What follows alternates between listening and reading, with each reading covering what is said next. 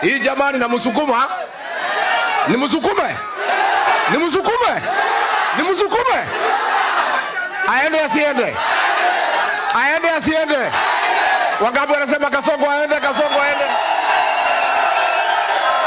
Saa hii ground iko mbaya. Na sio uongo. Nakwambia tuko na time tunaweza change vitu. Lakini kura itishwe saa hii mtukufu rais utakunywa maji. Utaanguka, utashindwa kabisa. Leo hivi vile tunaongea, kura itishwe saa hii utashindwa, haki ya Mungu Nyasaye ajeli kende. And they have talked something about one term. And they have said Ruto must go. Those are the things I have listened to. You know? And therefore, I want to ask them this. Because if you truly love Kenya, as you say, don't burn your country.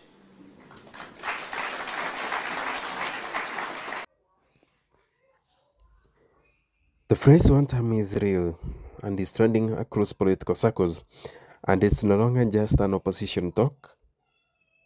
Inside the government, inside the ruling party structures, and even among key allies, tough questions are being asked. Is President William Ruto at the risk of becoming a one-term president?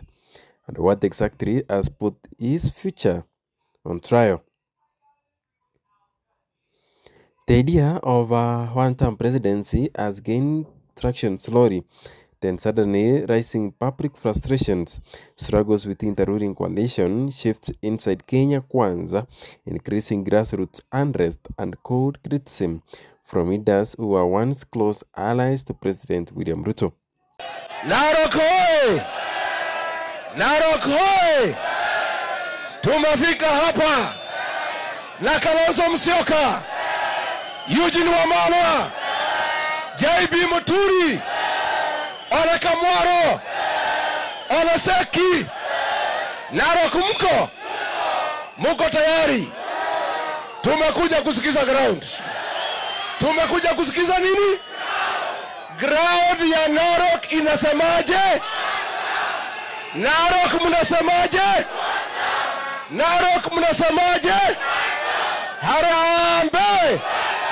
Wewe Ruto, wewe Kasongo, wewe Zakayo, wewe mtu ya kutenga, wewe mwizi ya mashamba ya Masai.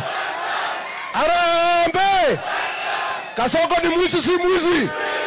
Nani ameiba mashamba ya Masai? Nani ameiba mashamba ya Masai? Nani ameua Janzi? Nani? Today we are going to examine the key forces shaping Ruto's political future. To begin with, the public mood has changed and shifted across rallies, marketplaces, matatu stages, and online spaces. Kenyans are facing deep frustrations due to the cost of living, taxes, delayed development projects, broken political promises, and even lack of jobs. For any sitting president, public sentiment is the foundation of re-election. A shrinking support base is a direct threat, and Ruto strategists know this at heart.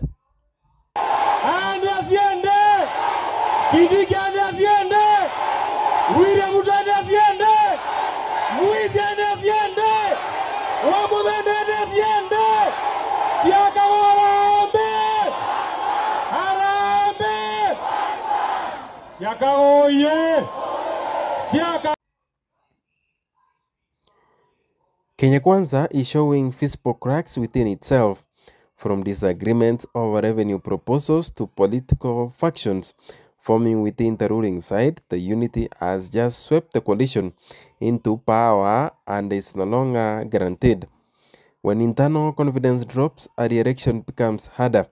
Right now, several senior figures are required to reposition themselves just in case 2027 shifts in a different direction. In the Rift Valley, whereby key public figures, especially Wamnyoro, who come from the Mount Kenya, the coast and the western regions, local leaders are negotiating harder demanding more and more, openly questioning whether the government has delivered to its key regions. When the regions that help secure victory start asking uncomfortable questions, the phrase one term becomes more than a slogan, it becomes a measurable risk. The opposition sees an opportunity. For the first time since 2022, they are united and unified around one theme: Ruto is beatable. Their messaging is sharper, their rallies are bolder, and they are focusing on economic issues, something that resonates with the everyday Kenyan. This may be the biggest warning sign, and some high-profile politician who once stood firmly behind President William Ruto are now creating distance, speaking more independently, sending subtitle signals, and positioning themselves for multiple possible futures.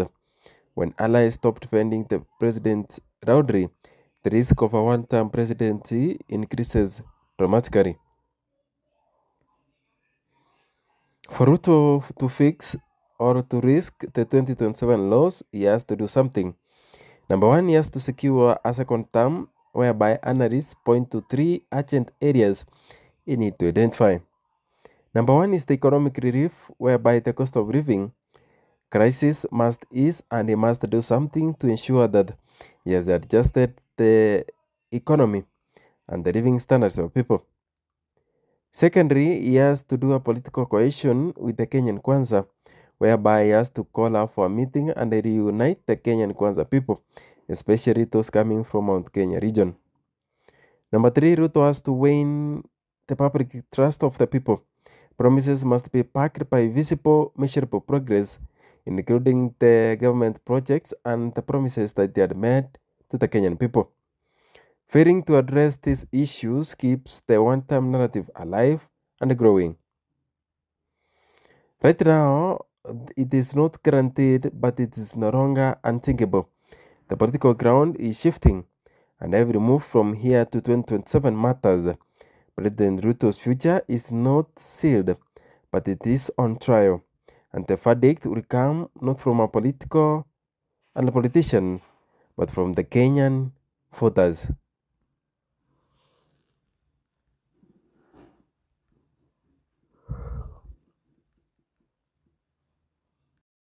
What do you mean by Ruto must go? How do I go? Because we have a constitution in place, dear people, right? Yes. If you want Ruto to go, please, my simple advice to you, look for a better plan. Convince the people of Kenya that you have a better plan.